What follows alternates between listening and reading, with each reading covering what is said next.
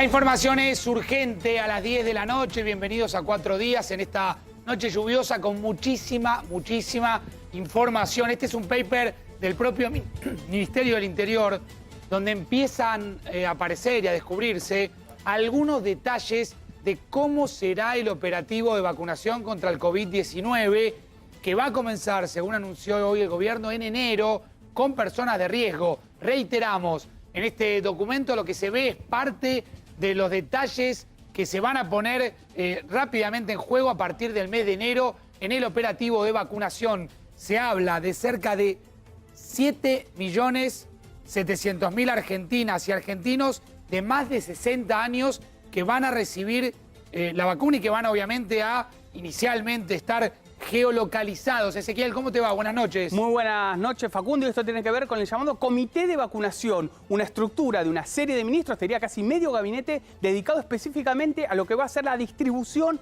masiva de la vacuna en territorio argentino. Y en este contexto, el RENAPER, que es el Registro Nacional de las Personas, presentó un estudio que depende del Ministerio del Interior, de estas más de 7.700.000 personas, digo, de más de 60 años, distribuidas por todo el territorio nacional, dónde están localizadas y cómo poder llegar a ellas en el menor tiempo posible, con una logística muy clara, apuntando a los mayores de 60, la población Ezequiel, vulnerable al COVID. Acá tenés el dato exacto. ¿Qué hizo el Ministerio del Interior? Lo que agarró fue el padrón del registro, el RENAPER, y lo depuró para poder justamente establecer qué cantidad de argentinos hay por arriba de los 60 años. Claro. La cifra exacta que arroja el RENAPER es 7.735.317 argentinos y argentinas de 60 años o de más de 60 años. Por supuesto que lo que están haciendo es peinar una base de datos para empezar a focalizar lo que va a ser un plan de vacunación que se va a convertir sin duda, en el mayor desafío logístico de la historia argentina. Vamos con datos concretos y exclusivos que tenemos esta noche aquí en 4 días. ¿Cuándo se va a iniciar el plan de vacunación? Se va a iniciar en enero. Ya sé quién les va a contar qué ministerios van a estar involucrados en este plan de vacunación. ¿A quién va a alcanzar? En principio a las personas de riesgo. 12 millones de personas están considerados dentro de la población de riesgo. Y creo, Ezequiel, que acá habría que sumarle también riesgo y esenciales, ¿no? Riesgo, esenciales, claro, personal de salud, Facu, y también gente que tiene comorbilidades, o sea, gente que tiene 20 años y tiene enfermedades en las cuales el COVID les puede hacer muchísimo daño, por eso hablamos de 12 millones de personas. El RENAPER, en el primer corte que hace con la ayuda del padrón electoral, habla de más de 7 millones de personas con respecto a los mayores de 60. Ese es el primer corte que hicieron. Bueno, vos fíjate 12 millones en total, La ¿no? tercera clave de este operativo vacuna, las 5 claves que hoy se dieron a conocer y que estamos poniendo en pantalla, es la creación de un padrón con geolocalización. Va a ser muy importante cómo se van a geolocalizar y cómo se van a ubicar para poder ir dándole estructura a cada una de las provincias. Ahora les vamos a contar qué va a pasar con las escuelas también. Se van a usar escuelas a modo de centro vacunatorio, sobre todo en algunas provincias, y por supuesto va a haber un dispositivo de financiación muy importante por parte del Estado Nacional hacia distintas provincias para poner en marcha este plan de vacunación. Más datos, ese dale. El comité de vacunación de lo que estamos hablando, Facu, incluye Ministerio del Interior, que es lo que recién hablamos, el RENAPER, el Registro Nacional de las Personas, que tomó el padrón electoral y sus propios registros para ver dónde estaba localizada estas más de 7 millones de personas mayores de 60 años, Jefatura de Gabinete, que es quien coordina todo el plan, el Ministerio de Salud, por supuesto, que es el que tiene como principal directriz ver qué vacunas van en cada lugar y cómo justamente se van a distribuir. Y después, 2 áreas claves. El Ministerio de Defensa, acá hemos contado con el ministro Rossi lo que tiene que ver con el plan logístico, cómo distribuir todo eso en un territorio tan grande como la Argentina, y el Ministerio de Seguridad, que le va a dar apoyo, por supuesto, a todo ese plan logístico que está armando el Ministerio de Defensa, y en algunos casos me contaban, Facu, que el Ministerio de Seguridad también podría aportar lo suyo con respecto a la logística, aunque en un primer momento sería para custodiar las vacunas, para llamarlo de alguna manera, y custodiar los lugares donde la gente pueda vacunarse en paz, tranquila.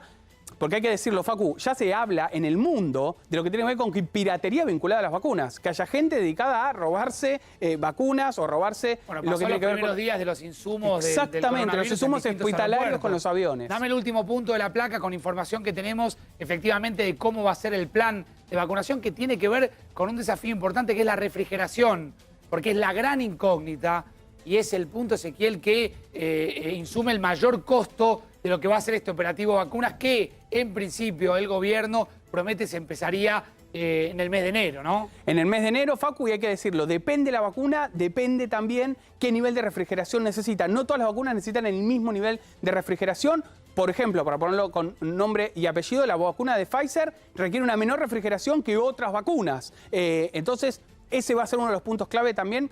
Que además, Facu, independientemente del ingreso a las vacunas, también va a depender de la logística, porque llevar de un lugar al otro un camión refrigerado a menos de 70 grados es mucho más costoso. Claro, entonces quizá algunas vacunas sean más aplicables en la Ciudad de Buenos Aires o en la provincia de Buenos Aires y otras sean más aplicables a mayor distancia. Todo ese combinado, ese estudio lo están trabajando el Ministerio de Salud con el Ministerio de Defensa, vacuna por vacuna, cuestión por cuestión, a ver cómo lo pueden desarrollar a medida que empiecen a ingresar. Mostrame de vuelta, por favor, el paper que tenemos. Es parte de la información inicial en 4 días en esta noche, con muchísima información. Te vas a enterar efectivamente cómo va a ser el plan y el operativo justamente de vacunación. El Ministerio del Interior elaboró un padrón donde logró geolocalizar a más de 7.700.000 personas, argentinas y argentinos, de más de 60 años o de 60 años que van a recibir la vacuna. Sería la primera ubicación, porque obviamente estamos hablando de distintas bases de datos que se van a ir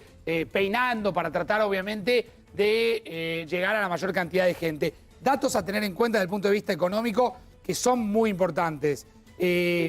Todas las provincias están haciendo un relevamiento de su capacidad operativa de vacunación. Todas las provincias, repito, están haciendo un relevamiento de su capacidad operativa de vacunación. Planificación y articulación federal con equidad en el reparto de las vacunas va a ser un tema sumamente importante. El Estado Nacional va a comprar todas las vacunas, va a ser el Estado Nacional sin intermediarios. Se van a asistir financieramente a todas las provincias para que la compra de insumos y equipamiento sea justamente de esta manera y bien transparente. Se creará un registro, atención con este dato, Ezequiel, un registro nominal de vacunación. Todos los ministerios involucrados, por ahí podemos dar algo más de información. ¿Quiénes son? Interior, Jefatura de Gabinete, Salud, Defensa y Seguridad. Defensa y Seguridad orientados más a la logística, el resto orientados a ver cómo llega la vacuna propiamente dicha. Bueno, dato a tener en cuenta, todos los ministerios involucrados, esa información que está llegando ahora prácticamente en vivo, van a estar involucrados todos los que acaba de mencionar Ezequiel en la campaña de vacunación, con, atención esto, gran participación de las sociedades científicas. Sí. Quiere decir, no es solamente el Estado, sino que van a incluir a las sociedades científicas y hay provincias que van a usar escuelas justamente para vacunar. Dato también importante a tener en cuenta, porque no todas las provincias tienen una red de vacunatorios o una red hospitalaria tan robusta como para poder vacunar a tanta cantidad de personas. Y el último dato, y te doy uno más, Ezequiel, 60.000 agentes de vacunación van a estar involucrados en el plan de vacunación nacional. 60.000 agentes, repito, de vacunación van a estar involucrados y van a tener programas de capacitación masivo para de alguna manera formarse, seguramente en tiempo récord, para poder justamente cumplir con este plan de vacunación. Facu, el dato final. El padrón que hoy configuró, este padrón de geolocalización que configuró la Casa Rosada, tiene que ver con intentar ordenar los potenciales centros de vacunación, por esto que decía Facu. En un montón de ciudades, de pueblos donde va a tener que llegar la vacuna sí o sí, no están dadas las condiciones para que, por ejemplo, vaya a la sala de emergencias o al centro de salud local. Vas a necesitar otro lugar. Por ejemplo, una escuela, un hospital militar. Decir, a ver, es muy fácil a veces pensar, esto que plantea Ezequiel es sumamente importante, es muy fácil pensar un cronograma masivo de vacunación, por ahí desde la comodidad logística que tiene a veces y se presenta la capital federal. Claro. No es lo mismo las provincias. No hay, obviamente, infraestructura en todas las provincias, ni los centros vacunatorios, ni el despliegue a veces sanitario que está concentrado en esa tan mencionada a lo largo de la pandemia zona metropolitana. Por ejemplo, hay provincias que por ahí tienen un vacunatorio o tienen ubicada su mayor infraestructura en la ciudad capital. ¿Cómo hace la gente que vive en el interior de esa provincia, por citar cualquier provincia, para acceder a la vacuna? Bueno, ahí se van a habilitar escuelas y se va a utilizar, y esto fue un anticipo de 4 días, sentado allí el ministro del Interior, Agustín Rossi, dijo, vamos a tener como espejo lo que es la experiencia electoral. El día de elecciones, habitualmente no, generalmente está controlado por el ejército traslada las urnas y en ese día 40 millones de argentinos, o muchos millones de argentinos, no los 40, van a un lugar, hacen su votación. Bueno, se va a tratar de replicar ese modelo para poder llegar a los lugares más distantes, más inhóspitos y poder, obviamente, vacunar a la mayor cantidad de argentinos. Reiteramos, es parte de los detalles que estamos poniendo en pantalla y que se están conociendo hoy a la noche de este plan de vacunación. Estas son las imágenes de hoy. Eso es de hoy, Casa Rosada. En Casa Rosada, Alberto Fernández con el comité de vacunación. Al lado de él, Eduardo Guado de Pedro. Atrás, Ginés González García. Santiago Cafiero, el jefe de gabinete. Fue una reunión larga, pero de poco. Fíjate, Carla Bisotti, la viceministra de Salud.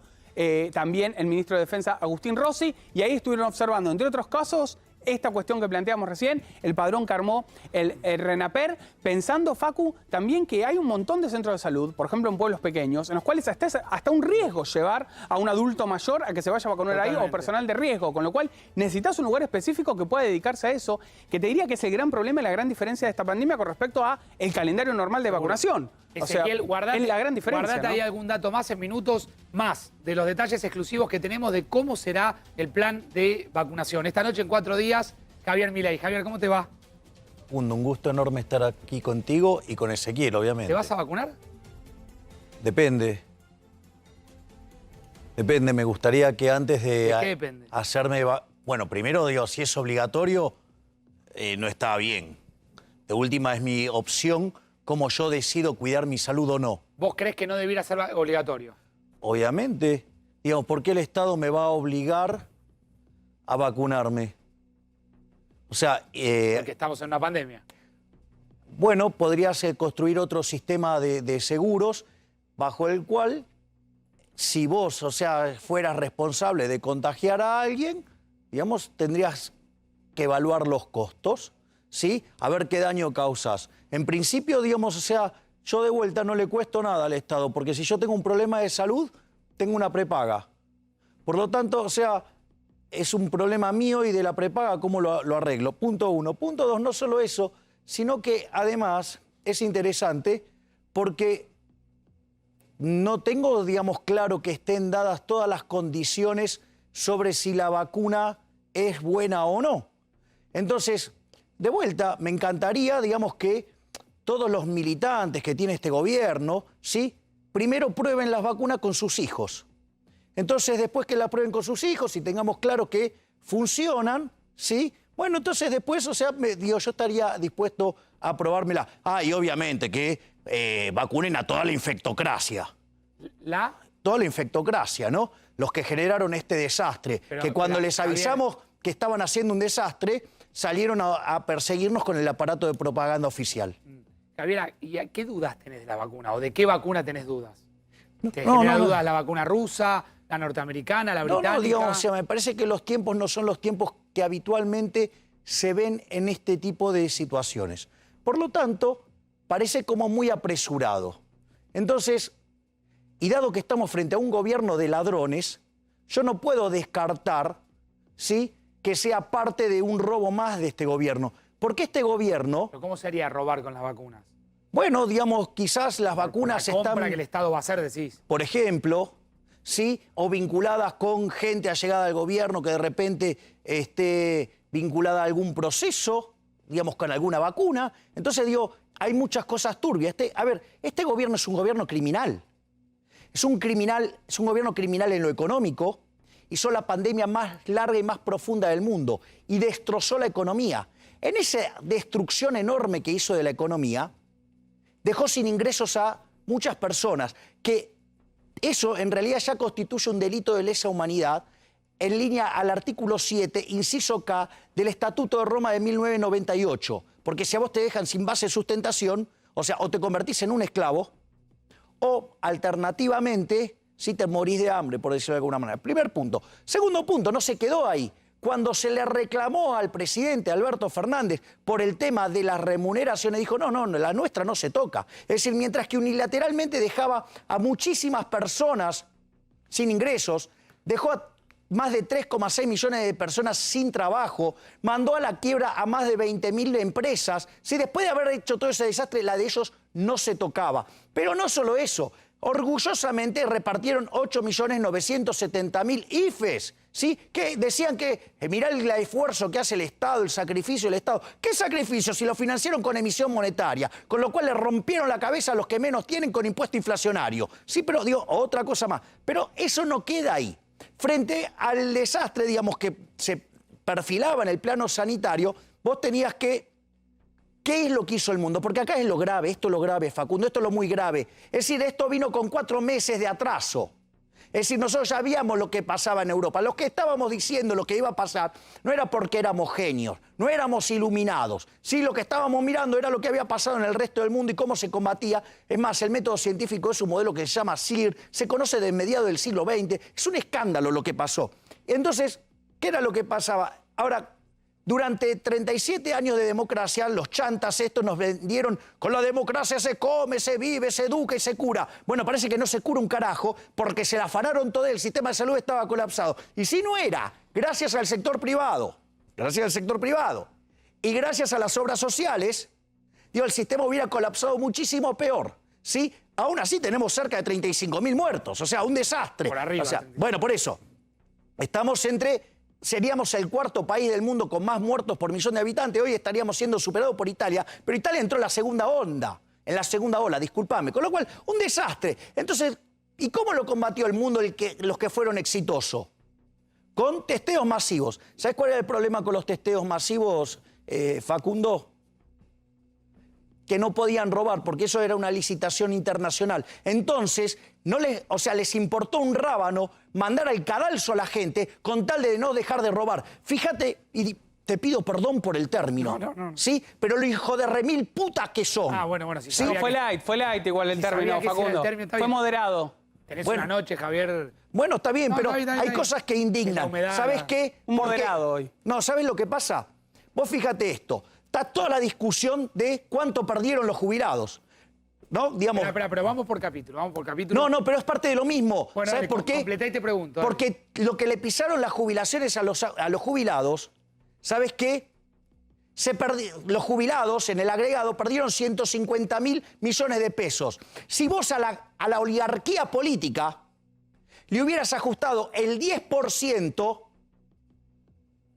no los hubiera jodido a los jubilados. Pero claro, la de ellos no se toca. Lo que quiero que entiendas es que la corporación política está dispuesta a que la gente se muera con tal de no dejar de robar. Primero está robar, bueno, y después ven qué hacen. Y si la gente se muere, bueno, se morirá. Esa es la basura que tenemos de corporación política. Por eso usé el término que usé. Digo, porque básicamente lo que te quiero decir es que no están dispuestos a dejar de robar, ¿sí? Bajo ningún punto de vista. Aún cuando se muera la gente. Esperá. Vamos despacio, porque si no vos ponés primera, segunda, tercera, cuarta, quinta en una recta de 50 metros. Vos llamás al Fórmula 1. Bueno, por eso, vamos por partes. Yo solo lo... Quiero ir al capítulo del impuesto a la riqueza. ¿Qué mirada tenés de esto? Estoy absolutamente en contra. Hay cuestiones de índole legal. ¿Vos creés que es un impuesto confiscatorio? Inconstitucional. No. En primer lugar, es inconstitucional, porque es un gravamen sobre algo que ya existe. Bienes personales. Exactamente. Pero además tiene un problema grave este tipo de cosas, porque fíjate esto, que a vos te graban sobre los activos y de repente las empresas o los individuos o quien sea, así como tiene un activo, del otro lado que tiene pasivo y patrimonio neto. Entonces, cuanto más apalancada esté la empresa que vos estás teniendo, digamos, el buraco que le imponés como piso de retorno es una monstruosidad, con lo cual, o sea, hasta, digamos, le destrozás la posibilidad de ganar plata a cualquier empresa. Entonces, primero hay un problema legal de doble imposición, ¿sí? El primer problema. El segundo problema es, te dicen que va a ser transitorio. ¿Vos no creés que sea por única vez? Ni en pedo. Bueno, o sea, cada vez... Adam Smith decía, ¿pero por qué? Si había algo que aprendía bien un político era robarle la plata al contribuyente. Es decir, en eso Argentina es el modelo, donde ve un impuesto, va y lo copia. Y para no ser el top, ¿qué hace? Lo pone un poquitito abajo. Entonces, por ejemplo, no sé, el IVA, el más alto en el mundo, es en Uruguay o 22, acá es 21. Fíjate esto, el impuesto a los réditos, que es el impuesto a las ganancias, arrancó en la década del 30, era transitorio. Ahí lo tenés. Sí, al cheque. El impuesto al cheque, eso fue en el 2001. Ingresos brutos. Pero acá está planteado como un aporte por única vez, Sí, ya desde el modelo de ley. Pues, sí, yo no les creo nada. te cuento que el Banco Central lo crearon por 40 años, o sea que en el año 75 lo tendría que cerrar. Ahora, ¿vos creés que Bueno, vos mirá creés todo que lo que... debiera desaparecer el Banco Central? Pero te cobran, a ver, te cobran 5 puntos del PBI de impuesto inflacionario, que se lo beneficia, todo a beneficio de la casta política. O sea, ¿por qué no crees que eliminan el Banco Central? ¿Por qué crees que no se elimina la inflación? ¿No te considerás parte de la casta política? ¿Cómo? ¿No te considerás parte de la casta? No, para nada. Pero sí querés ocupar un lugar dentro de la casta política para no ser casta política. Yo quiero entrar al sistema para dinamitarlo, para destrozarlo desde adentro. A ver... Pero pará, vos querés entrar a un sistema del que vos mismo descrees. Obvio. ¿Y para qué? Bueno, porque vos... A ver, vos para ¿Cómo que... dinamitas al sistema desde adentro? Bueno, ahora lo hablamos. Primero vamos por las definiciones, porque si no se hace más complejo. Igual todavía no terminé de definir por qué es nefasto el impuesto a la riqueza. Pero, a ver, el punto es el siguiente. Vos para que Argentina salga adelante necesitas volver a abrazar las ideas de la libertad. Los países que son más libres son 8 veces más ricos que los reprimidos, tienen 11 veces menos de pobres que los reprimidos. O sea, los más pobres, o sea, el decil más bajo, está mejor que el 90% de la población del país reprimido. Hay 25 veces menos de pobres en el formato estándar, 50 veces menos de pobres en el formato, digamos, extremo. Entonces la pregunta es, ¿por qué no lo hacemos? Bueno, porque justamente hay un problema de incompatibilidad de incentivos. Hacer las reformas pro mercado, ¿sí?, es en contra de la oligarquía política. Y esta oligarquía política se llena de guita con esto. O sea, a los políticos les va bárbaro con esto. Entonces hay un problema de incompatibilidad de incentivos. Entonces, ¿cómo haces para romper eso? Bueno, hay 3 vías. La primera vía es lo que se llama la batalla cultural, bien hayekiana. Sí, a los Hayek, digamos, vos en los distintos lugares discutís sobre cómo deberían ser las reformas, que esto, que el otro. Muy largo eso. Sí, no, ¿y sabes cuál es el problema? Cuando llega el momento de votar no está la foto de Hayek para que la votes, ¿ok? Digo, y yo no sé, digamos, cómo funciona en otra parte del mundo, pero en Argentina ese modelo fracasó rotundamente, rotundamente, punto 1. Punto 2, lo otro que tenés es la alternativa revolucionaria, es decir, la vía sangrienta. Bueno, yo no adhiero a esa alternativa y además hay algunos considerandos complicados, porque el monopolio de la violencia lo tiene el Estado, las armas las tienen, digamos, el Estado, y la verdad es que en Argentina el Estado no ha tenido problema en utilizar las armas en contra de los civiles, ya sea tanto en gobiernos de facto como en gobiernos democráticos. Claro. Digo, porque el decreto de aniquilamiento se firmó durante un gobierno democrático, de corte peronista. 75. Sí, es el gobierno de Isabel Perón. O sea, igual la lucha con la subversión en Argentina había empezado en el 69. O sea, que no es que había empezado. O sea, esto traía tiempo. Por lo tanto, yo diría que esa alternativa le sugiero a la gente que no la use. Entonces, la cual... tercera. Meterte dentro del sistema y dinamitarlo desde adentro. Entonces, ¿cuál es la intención por la cual yo entro al sistema? Para dinamitarlo desde adentro. O sea, tanto, digamos, o sea, esto es una afirmación mía, digamos, pero con Luis Rosales y con José Luis Esper, que somos quienes estamos tratando de llevar este carro adelante con la ayuda de mucha gente, el Partido Libertario, la UCD, el Partido Anticorrupción, el Partido Demócrata, el Partido Demócrata Progresista, digamos, el Partido Autonomista Nacional, digamos, estamos, digamos, tratando de empujar esta situación, que es que volver a los valores de la libertad es empoderar a la gente. ¿Y qué es empoderar a la gente? No es la redistribución del ingreso, afanarle a uno para dárselo a otro y condenar a un ser humano a ser eternamente miserable. Empoderar a un ser humano es, ¿me entendés?, darle el control de su vida. Es decir, que darle libertad para que vuelva a tener la posibilidad de tener una vida mejor, que pueda luchar y vivir por un ideal mejor, que, ¿me entendés?, que se pueda apropiar del fruto de su trabajo. ¿Me comprende? Eso es decir, volver a empoderar al ciudadano y no usar la palabra empoderamiento para construir un ejército de esclavos. Pero Javier, en la última elección, con estas ideas generales, a Esper le fue muy mal. Bueno, eso es una cuestión relativa. ¿Por qué? Porque... ¿Cómo es una cuestión numérica eso? Salió último. No, está bien. De hecho, último. No, está bien. Bueno, ahora voy a dar... sacó? 1-2. Ok, voy a dar mi opinión. Perdón, y además, en una elección legislativa es la que viene, Javier. Muchas de las cosas que propones es más para una ejecutiva que una legislativa. No, bueno, ¿no? Está bien, digamos, bueno, está bien, vos podés estar marcando la agenda, podés terminar siendo una tercera fuerza que genere, digamos, ser el árbitro. Digo, pero no importa, eso es otra discusión. Que digo, a usted Spillman, no se la tengo que explicar, que de esto sabe. Además, es un tipo brillante. Pero al margen, viste, algunos quiero, además de Dos o Esper y tres, Rosales. 2 o 3. Bueno, está bien, digo, bueno, tampoco me empeñas a contar las costillas ahora. Está muy bien. O sea, si no te las empiezo a contar yo. No. Ah, ok, bien. Me encanta porque, digamos sabe con quién está lidiando. Bueno, esa es la parte de humor del día. Muy bien. A ver, vamos. ¿Alguna vez ustedes vieron cómo funciona o cómo trabaja una función exponencial? No. Bueno, la misma epidemia lleva un proceso, en realidad lleva una forma de ese que se llama logística. La primera parte es una exponencial. Una función exponencial es una función que al inicio crece muy lentamente, casi te diría hasta de modo imperceptible. Sí, digamos, eso es lo que sucede. De hecho, cuando vos lo comparás contra una función aditiva, una función lineal, es hasta frustrante poder decir, mira, me está pasando por arriba. Sin embargo, Pega un salto en un momento. hay un momento que se da un punto de inflexión. Y cuando pega el punto de inflexión, la función empieza a acelerarse fuertemente. ¿Ustedes creen que en algún momento va a haber un punto de inflexión? Ya hubo un punto de inflexión. Ese punto de inflexión fue el año pasado, en las elecciones presidenciales, donde de manera valiente, José Luis Espert y Luis Rosales, por primera vez en 30 años, volvieron a poner las ideas de la libertad en el debate. Ganaron el debate ampliamente, porque cosas que dijo José Luis en ese debate hoy, digamos, están pasando. En un momento le dice a Alberto Fernández, mire, si usted, Fernández, hace lo que dice que va a hacer, la crisis de Macri la va a dejar chiquita como una bolita. Y acá lo tenés, peor todavía. Esperá, parate ahí un minutito. No, pará, ahora Bueno, sí. completá que voy con un tema vacunas. Bien. Y después vuelvo con vos, dale. ¿Qué es lo que pasa? Ese fue un punto de inflexión. ¿Y sabés qué es lo que te dice? Mirá, hoy las encuestas en promedio dicen que adhieren a las ideas de la libertad de intención de voto, más del 15%.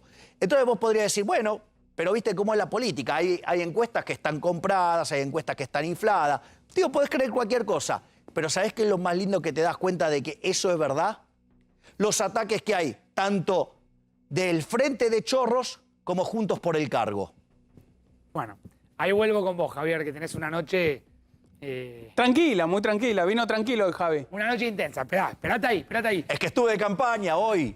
Seguí por de campaña. eso, Estuvimos por en eso. Quilmes. Bueno, ahí va. Esperá, no me haga la campaña acá en el canal. Esperá, dame acá el mapa, porque esto es muy importante para poder repensar, Ezequiel, bien, cuáles son las vacunas que van a llegar a la Argentina, en qué fecha van a llegar y de qué manera va a haber vacunas incluso que van a llegar a la Argentina, van a volver a México y de México van a volver a la Argentina porque hay un proceso industrial que necesariamente pasa por el país y que después vuelve a salir del país para volver a entrar, ¿sí? Esto tiene que ver con cómo se va a repartir el mundo, la gran discusión del tema de las vacunas. Y por otro lado, dame el mapa de cómo la Argentina empieza a prepararse con los distintos puntos en rojo que ustedes están viendo, que es todo el sistema sanitario que depende de las Fuerzas Armadas. Esta va a ser la ruta, de alguna manera, de las vacunas. Por primera vez, ¿sí? Después de la Guerra de Malvinas, está todos los hospitales militares alistados para tratar de justamente cumplir con la distribución. Lo que ven ustedes, que titila, son todos los lugares donde hay un punto, donde hay hospitales justamente militares que van a estar y que van a formar parte de este gran desafío logístico que va a ser repartir la enorme cantidad, billones de vacunas que van a llegar a la Argentina. Está el doctor Luis Cámara con nosotros. Doctor, ¿cómo le va? Buenas noches, ¿cómo anda? Buenas noches, ¿qué dicen? Bueno, gracias por atendernos esta noche. Doctor, ¿está esperanzado de que se pueda cumplir lo que plantea el gobierno, de que se empiece a vacunar primeros días de enero? Bueno, es lo que dijeron, creo que la segunda quincena van a empezar. La estructura que hay que hacer es gigantesca, hay una proyección de querer vacunar cerca de 12 millones de personas, que eso obviamente va a llevar un tiempo, proyecciones de 5 millones por mes, que va a tener un punto de mayor velocidad, es como, yo creo que lo explicó muy bien Ginés, digamos, que hasta entrar en calor, digamos, ¿no? El movimiento, y que eso se va a ir prolongando, y que en relativamente poco tiempo una gran cantidad de la población estaría vacunada. Pusieron un nivel de corte de 60 años, me parece a mí muy bueno, porque otros cortes que se habían pensado hace un tiempo atrás eran 65 años, y realmente en esa década el virus pega mucho. Y además también, digamos, se amplió hacia los docentes, que también es una cosa muy importante por el tema de la escolaridad, que genera mucho ruido y que eso me parece muy importante, dar un margen de tranquilidad. Y la que nos toca a nosotros, al ciudadano común, es hacer lo imposible, en cuidarnos mientras tanto para que no nos venga la segunda ola. Y si viene, que esté lo más atrasada posible y con la menor intensidad posible. Claro. Y ya estar a esa altura, digamos, una gran mayoría vacunado. Acá se corre una carrera entre cómo nos vacunamos, que eso le corresponde al Estado, y a nosotros, al ciudadano común, cómo somos lo suficientemente cuidadosos en nuestro devenir cotidiano para no contagiarnos y que no nos venga la segunda ola en forma precipitada, Ahora, que es probable que ocurra, porque fijémonos lo que está pasando en Europa. claro, doctor, ¿cómo se genera la segunda ola? Porque si estamos todos diciendo, viene el tsunami, viene el tsunami, viene el tsunami, no hay manera de decir, digamos, o de establecer algún tipo de conducta mucho más agudizada, sin volver al parate total que tuvimos, para que justamente no venga la segunda ola. Yo creo que tenemos que ser sumamente cuidadosos en el comportamiento social nuestro para no tener que hacer un nuevo parate, para no tener todas lo que psicológicamente significa y lo que significa económicamente. Pero hay una parte que nos toca nuestra conducta individual y nuestra conducta colectiva. No podemos eludir ese compromiso.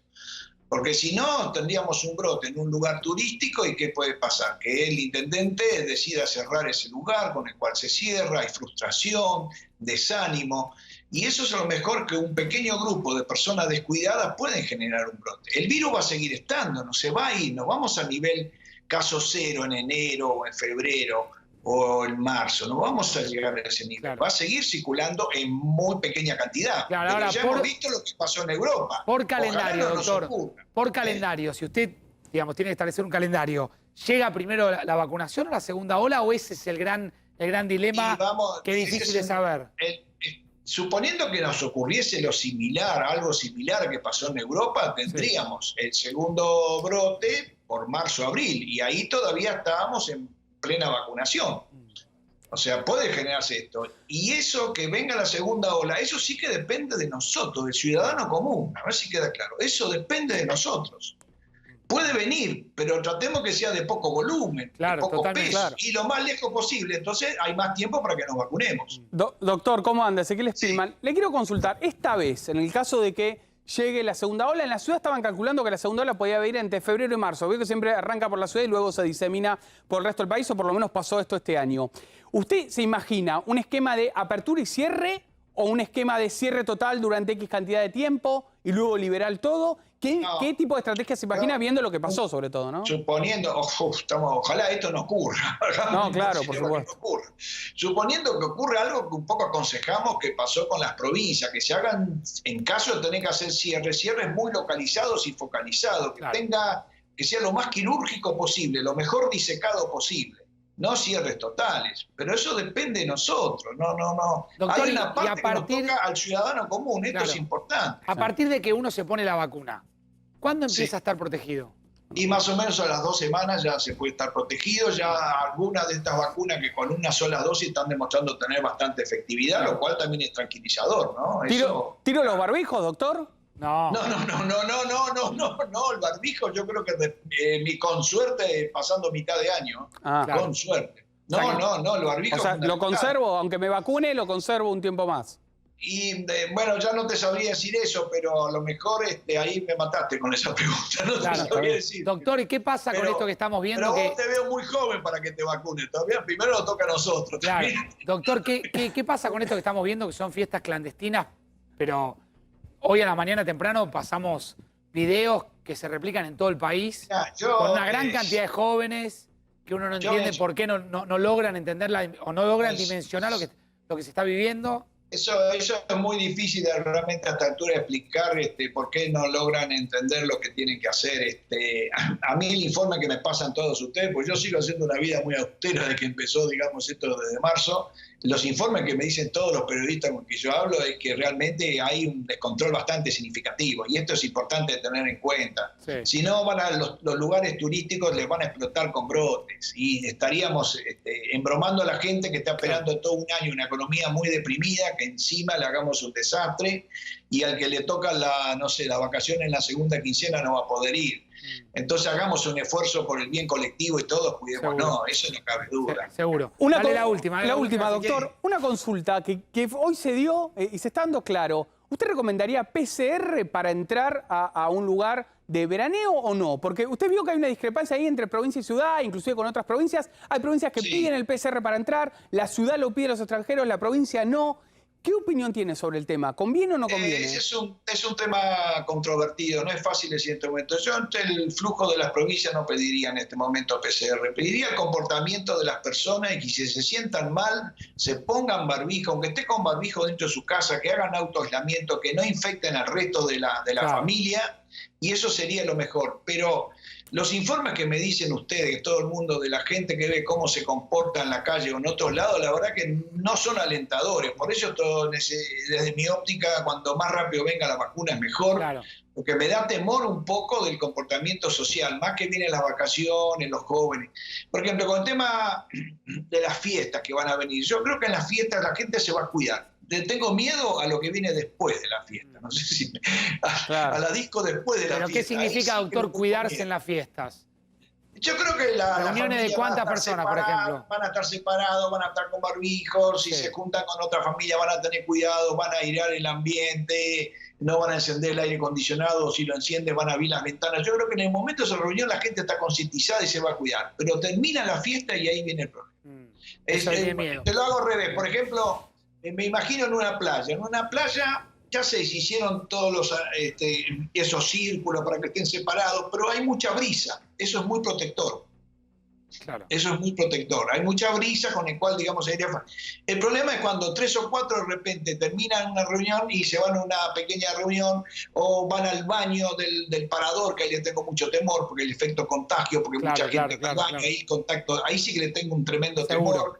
O a la cafetería donde se junten y ahí pierden el control. En la playa no creo que tengan miedo, no sé si me entienden. Claro, el viento es muy protector, pero en los lugares cuando nos encerramos y la fiesta que se van a armar, las reuniones, bueno, porque en el verano tratemos de entender que los jóvenes, digamos, llenos de hormonas, esto las hacen expresar, digamos. Doctor, muchas gracias, gracias por estar esta noche aquí en 4 días, gracias. Bueno, vuelvo con Javier porque nos quedaron pendientes muchas cosas. Pensaba, Javier, cuando te escuchaba, si a veces no sentís, si no corres el riesgo de tener una mirada completamente antipolítica, o asumís esa mirada. De hecho, soy un outsider.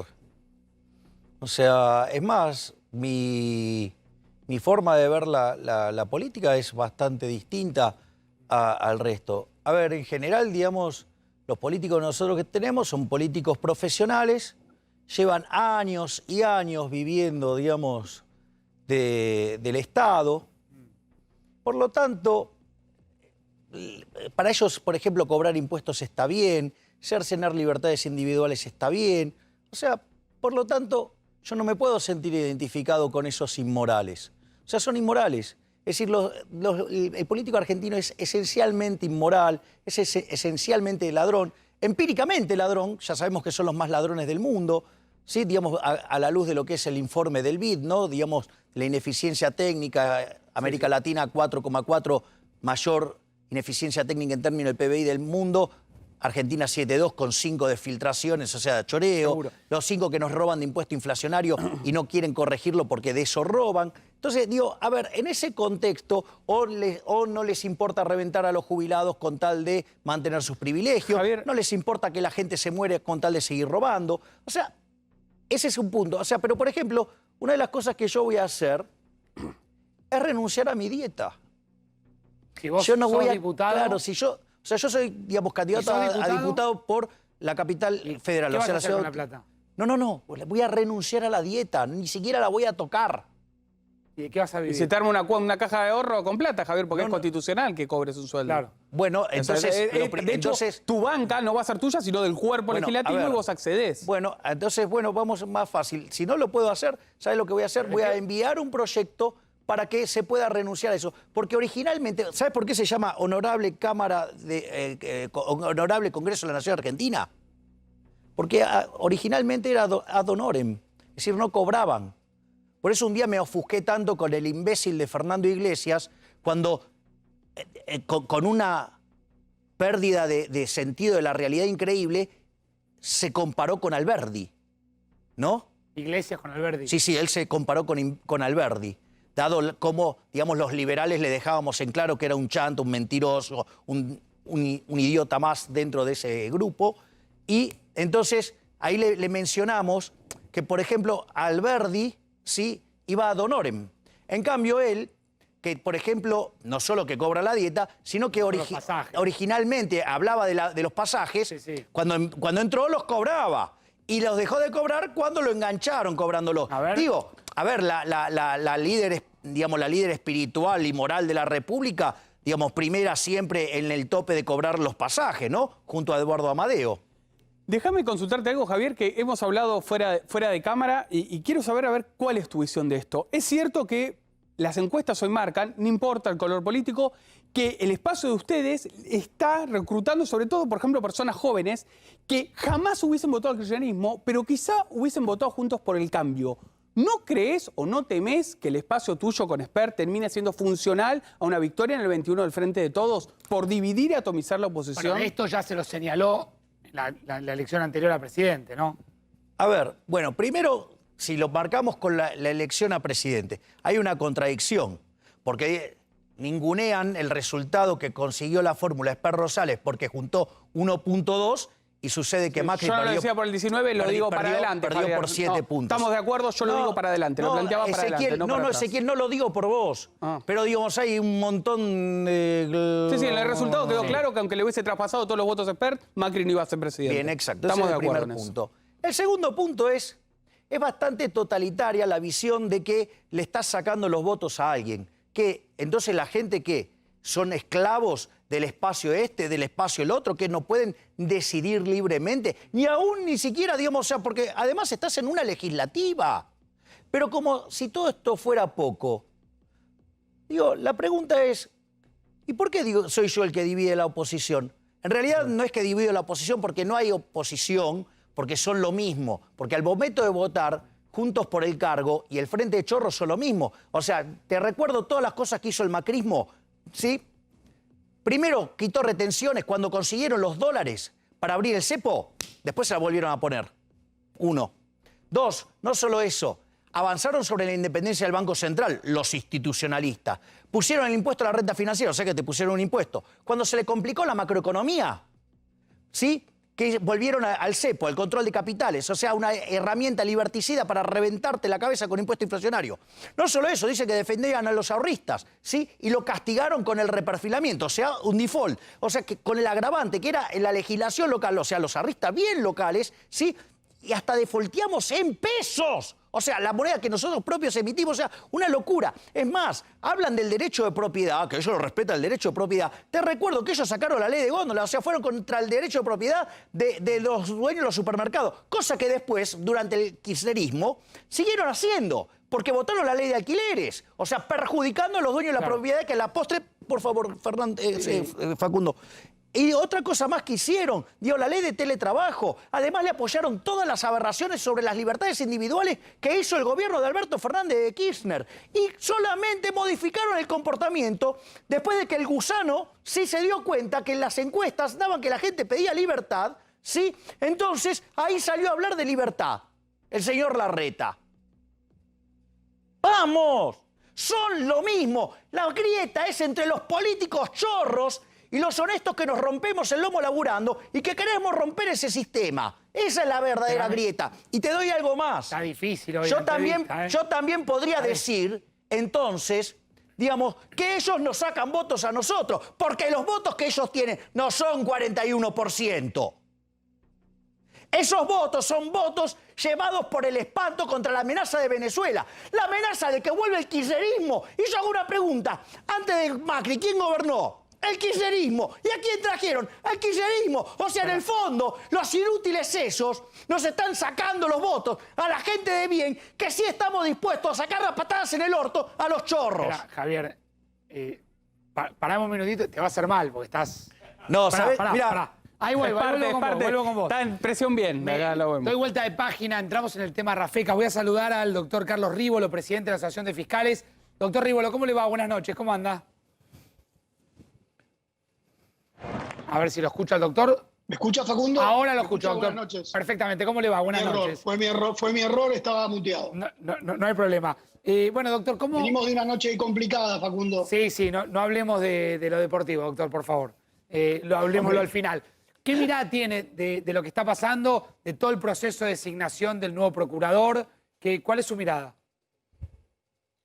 Me parece que no solamente pasa por la designación del procurador, pasa por dinamitar una institución que es la del Ministerio Público Fiscal, cuando lo que se pretende es darle mayor responsabilidad a los fiscales. Y acá hay algo bastante importante para tratar de decir. Todo el mundo está hablando de darle mayor poder a los fiscales y no es un tema de mayor poder, porque el poder va a seguir quedando en los jueces. Lo que tiene este sistema acusatorio que viene es que pone las cosas en su lugar, Facundo.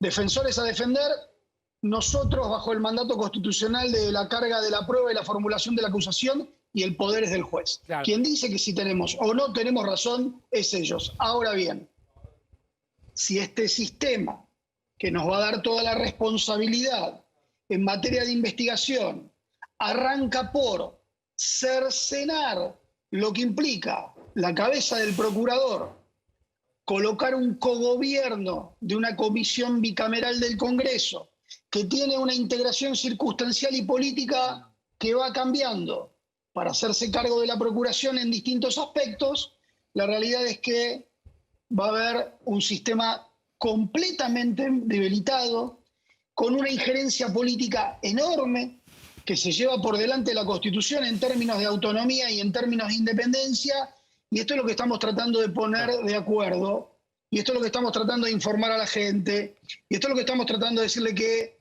el Procurador General de la Nación, ¿por qué se reclaman 2/3 del Senado?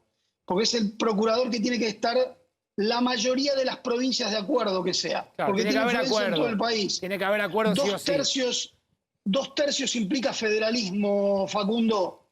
Por eso, una mayoría absoluta no es exactamente lo mismo para un órgano que se decidió colocar en la Constitución, que es absolutamente cierto que no se determinó la forma de cómo elegirlo en la propia Constitución, pero que las dos leyes que se hicieron inicialmente para reglamentar al Ministerio Público establecen esos 2/3, porque es un órgano que investiga el resto de los poderes. Claro. Ahora, doctor, a los otros tres. Ustedes apoyan la figura de Rafecas, pero quieren, digamos, que quede claro que es a través de los 2/3. De la otra manera, no. Más claro imposible, en este término.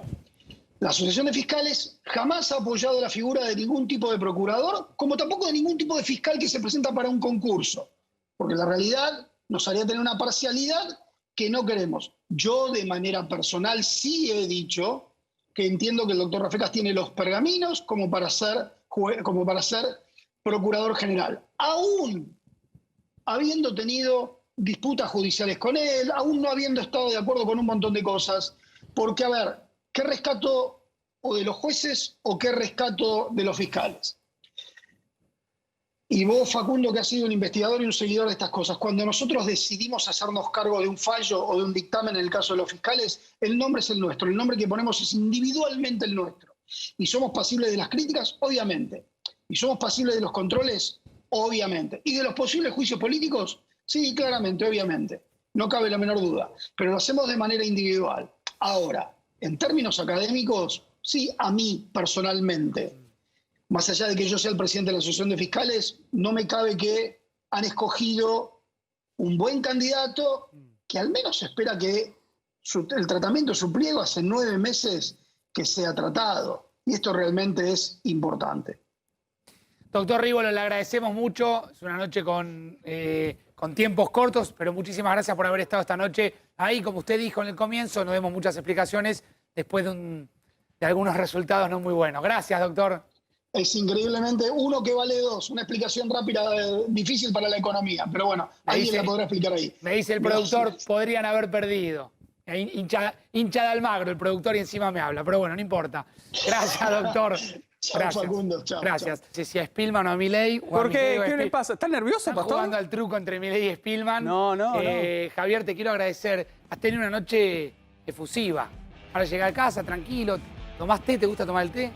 Yo tomo té, sí. Mirá vos, yo también soy gran. Pero como es el... 2 kilos de tilo tiene. No, yo soy apasionado. Vos, digamos, ¿has visto alguna vez una ópera de Puccini? No he tenido la suerte. Bueno, los personajes de Puccini son tremendamente apasionados. Tremendamente apasionados. ¿Y la película La Rosa Púrpura del Cairo, la viste? ¿Estás para cantar? No. La Rosa Púrpura del Cairo. Qué gran cierre. ¿La viste? ¿La viste? No la vi.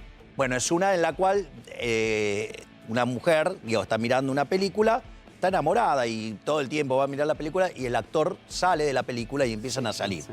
Bueno, yo soy un personaje de Puccini que se escapó de una ópera. Gracias, Javier.